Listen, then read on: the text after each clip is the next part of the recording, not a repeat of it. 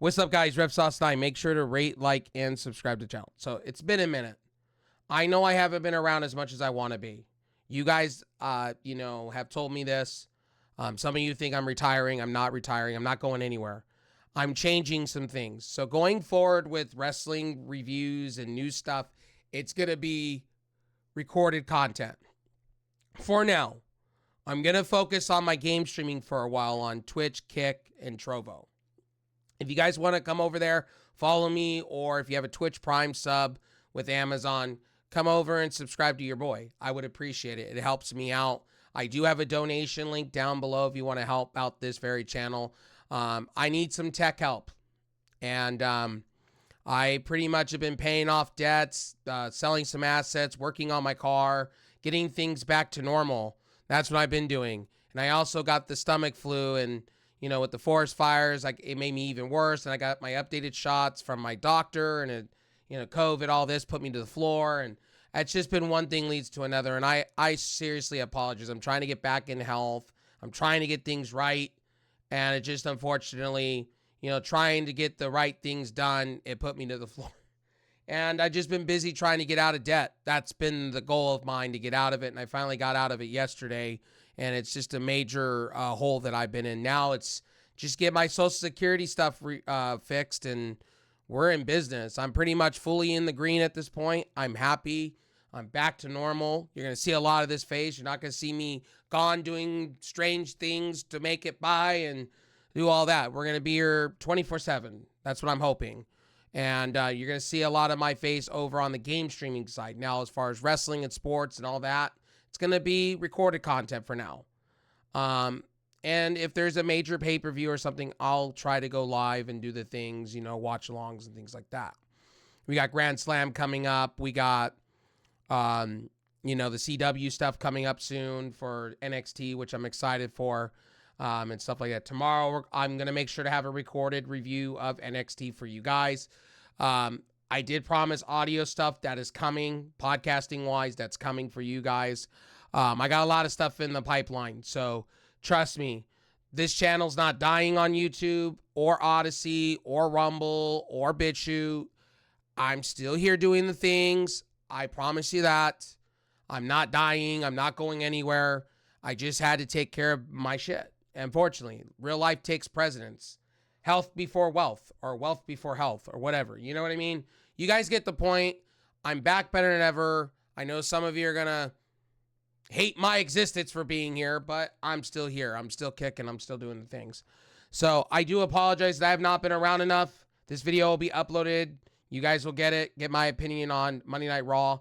And honestly, I'm going to be real with you. I watched the highlights, honestly, because I was so busy. I watched a little bit on the DVR. I'm being transparent with you guys, so you don't think I didn't watch the whole show. I watched a little bit on DirecTV Stream, and thank God they got Disney stuff back, because we were about to cut the cord with DirecTV altogether with their streaming service and go into Hulu Stream or whatever to get ABC content or Disney content. So anyway, CM Punk's promo. I'm going to keep this short, sweet, to the point. I did enjoy it. They're kind of taking from AEW a little bit. I did notice kind of Adam Page, Swerve Strickland kind of deal. WWE takes from AEW, guys. Vice versa, AEW takes from WWE. So they're kind of doing AEW-like kind of deal. They're going to show you what blood and kind of guts could be without having to go too extra. That's my beliefs. And before somebody tells me, look, AEW has gone a little hokey-pokey extra. Come on. You can't say, oh, the bag, oh, this. And by the way, JD's complaining about fucking Wrestle Dream and fucking Grand Slam. Nigel McGuinness. Let me respond to that real quick while I'm here recording. Let me tell you this, guys. They're setting up for Darby Allin to beat fucking Jon Moxley. Like it or you don't. Read the articles. JD does not read around the dirt sheets, period. Point blank. A lot of these big names don't. I do. I read them. I get them in my Google News feed all the time. And Tony Khan has been very, very, very, very into Darby Allin and giving him his first world heavyweight title. Read the reports. A lot of you wrestling fans don't read the reports. They did a swerve And what they're going to do is going to lead you into Wrestle Dream, where it's going to be Danielson without the title probably, or with the title going in and losing to Darby Allin. I'm assuming they're going to have Christian Cage cash in on Darby, give Darby his quick moment, and then have Christian Cage cash in and become your new world champion, hold on for a while. And then that kind of feuds Darby and him a little bit. And then Swerve could be added back into that thing. And then you can have MJF. There's so much stuff. And then in that time, you can have Moxley really finish out Danielson. And Danielson can go off for a year and get his next surgery, come back, be part-time, maybe in a commissioner role, maybe in a manager's role, whatever kind of role. But I get where AEW is coming from. I see what they're doing. It hasn't really translated on TV very well, but I understand where the booking choices are, and I get it. Nigel McGuinness is just a Swerve he's going to lose at Grand Slam. This is just a placeholder for right now. I do see at Wrestle Dream Darby Allin getting a win and then having Christian Cage fuck him over. I see where that's going to happen at Wrestle Dream. I do see Danielson getting screwed over by Moxley some way to where it costs him the title. Then Danielson's going to say one more match, and then he's going to say if he doesn't, then his full-time career is coming to an end. Moxley will do that because they're both best friends, I guess, in real life. And then that just makes it even sweeter, and then we go on our married way. And Danielson can go off and get his neck surgery that he needs to go get, his fusion surgery, take a long break, be with his kids for a while. We don't have to see Danielson for a while. Let him heal. Let him do the things. Maybe have him as an on-screen character. Maybe as an announcer or, an announcer on the desk. Maybe they do something of that range. Maybe they do something. They build him up, for the future. But Nigel McGuinness is not coming out of that. But I just wanted to kind of make a response within this video too. Like, you have big name YouTubers sitting here not understanding how booking is and not reading the news stories. A lot of my community don't read news stories. I do. I read every day to do with sports, wrestling, anything I can find, because I want to be educated on the matter in case somebody comes to me and asks me questions within my own streams, on Twitch, Kick, Trovo, or sometimes YouTube. You know what I mean? I have a lot of you that ask me fantasy booking questions, but then when I talk about it, you guys don't really follow along because you don't read the news stories. A lot of you don't follow the news stories like that. I'm sitting constantly and reading news stories and, hearing what AEW has to say or what Triple H feels or this, that, and the third. A lot of the big names just read the juicy articles, the big ones, and they don't really read the side articles that a Sean Ross Sapp will report, or they don't listen to these shows. I listen to the shows, I listen to the dirt sheets, and, I'm not always right. I never stated that I was right. I never stated that I was this, that, and the third when it came to, doing this journalism, podcasting, new age media shit. I'm not that.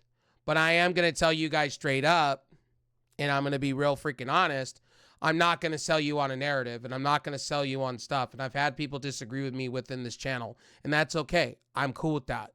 We can always agree to disagree, and that's how I see things. A lot of people didn't like my take on the spots with the bag and the shaved down chair shot, which honestly, look, with concussions happening, with Tyler Falola going down and as a Miami Dolphin, and he's saying he's coming back, he takes another shot.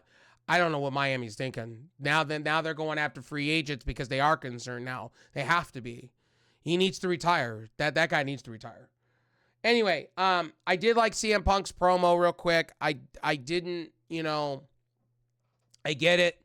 He's gonna him and Drew McIntyre are gonna go at each other hardcore in the paint.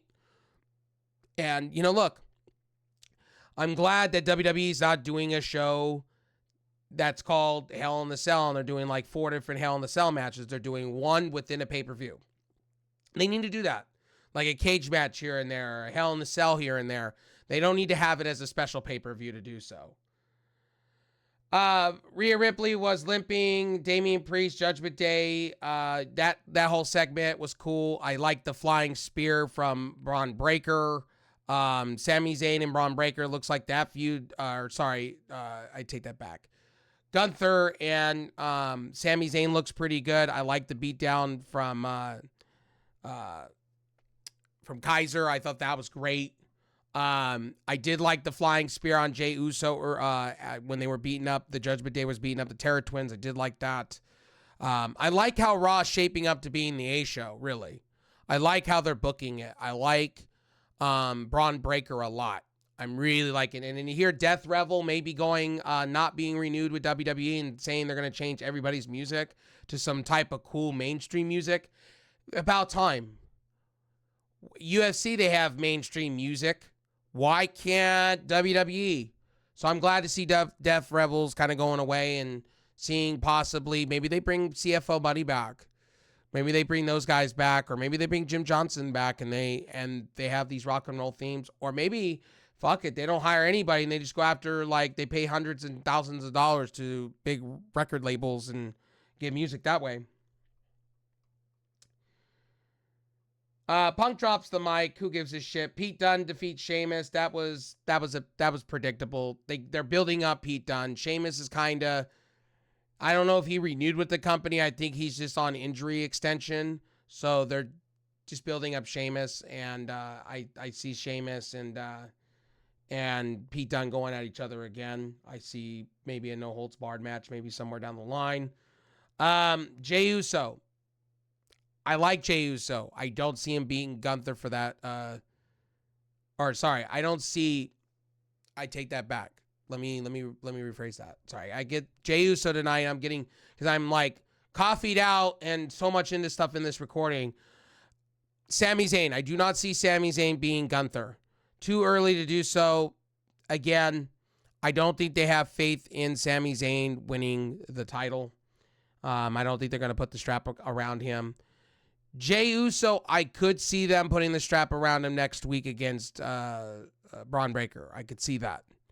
I could definitely see that. I could see them swapping LA Knight for when they do have a redraft coming soon. I could see them, swapping the U.S. title for the Intercontinental to put Jey Uso over on SmackDown to be part of the Bloodline. So I could see that. Jey Uso approached Rhea and Priest. Knew Priest wouldn't want him out there for his match against Dominic Mysterio, but he wanted Priest to know that he'll keep an eye out on Priest and if anything happens. And that's what happened, and then he got jump speared by Braun Breaker. So there's that.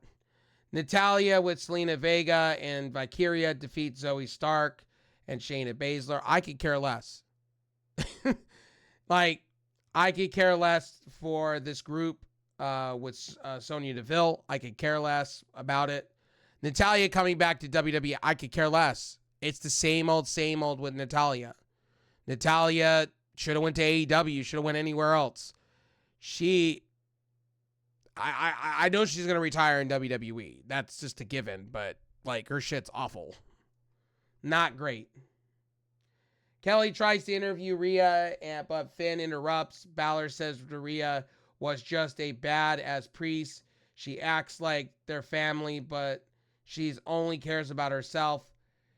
He blames her and Priest for the reason he lost or wasn't world champion last year. If was so, was the fall that they weren't world champion. So that was a good little segment from Finn Balor. Jey Uso, Braun Breaker, this turned around into taking shots at each other. One is older than the other. One's been in the WWE while the other one was trying to make the NFL and didn't make the NFL. Back and forth. And all this stuff. It was a good segment, basically, by the two. The Intercontinental Championship looks like it's heating up big time. Io Sky confronts Jade Cargill and Bianca Belair. In the back, she was pissed at Belair for challenging Kairi Sane to a match despite her eye injury. Belair told Sky she didn't make the challenge. She was booked and she never backed down from a fight. Belair said if Zane was injured, maybe Sky would take her place. She accepted. The New Day. So it looks like the New Day are breaking up. It looks like Xavier Woods may be joining the Final Testament. I don't know why they would do such a thing with that. But it looks like the New Day is breaking up, and I'm happy about this. Xavier Woods should become heel, and he should become Intercontinental Champion or United States. Break him up. Xavier Woods is better and needs something for himself. You know what I mean?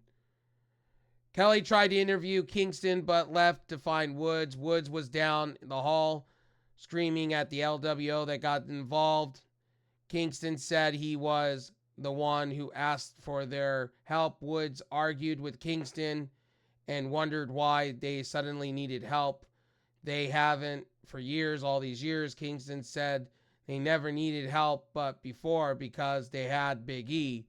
But now it was them. Woods took to the mean that wasn't good enough without E. Kingston said, "That's not what I meant." Woods wondered why the LWO knew the plans, but he didn't. Woods said Kingston was leaving him in the dark, and he didn't know what the hell was going on anymore. Woods storms off. Woods is going to turn heel. I think the New Day has ran their course. I think Xavier Woods being heel. Woods is almost 40 years old. He needs something now. At this point, you need to push him to the levels now, before his contract expires and he goes somewhere else. Because I know Woods hasn't re-signed yet, but probably will re-sign with WWE down the line. Rey Mysterio and Dominic's show at UFC 206 at the Spear over the weekend. And Dana White, his mask. Joe Tessitore noted that Rey and Dom sat separately. All kayfabe, basically. Bronson Reed and Braun Strowman, this was pretty much the match of the night. Both of them feuded throughout the whole entire thing. The match couldn't even get started because the ring rope broke. They were going back and forth into a wall. This shit was great. Give me more of this. This is where Triple H is great. And I'm going to tell you guys, this is where AEW needs to take notes on real quick. You don't need to do extra shit. Just do the bare minimums will please people. I've told you guys this before. I don't need them to throw chairs at each other's heads. You don't need to go extreme to be extreme. Do the bare minimums, you'll be fine. Sami Zayn segment, like I said earlier in the review here, an update. Sami Zayn and Gunther, great stuff. Sami's not walking with that title out of bad blood, though. Kaiser beats the shit out of him. Great segment. Io Sky beats Bianca Belair. Basically setting up for the women's tag team match against Damage Control when that eye injury heals. But that was it. Damian Priest and Rhea Ripley get the win against Dominic Mysterio and Liv Morgan. And basically they get a beat down, and basically Rhea Ripley gets kayfabed more knee injuries. So there's that. So ankle, knee injury, whatever. But that was that. This show, honestly, I would tell you is a B- show. It was good. This is a typical Monday Night Raw where it's good. There's no hokey pokiness, and I was happy about it. Anyway, my name is RevSauce9. Make sure to rate, like, and subscribe. Hope you enjoyed this video review. I will see you guys in the next one tomorrow for NXT. I'm excited. Yes, NXT, TNA, killing it. TNA sold out again for their other pay-per-view. Victory Road, man. And can't wait to see what Maple Leaf Pro Wrestling is going to do. Anyway, my name's Rev Sauce. I'll see you guys in the next one. Peace.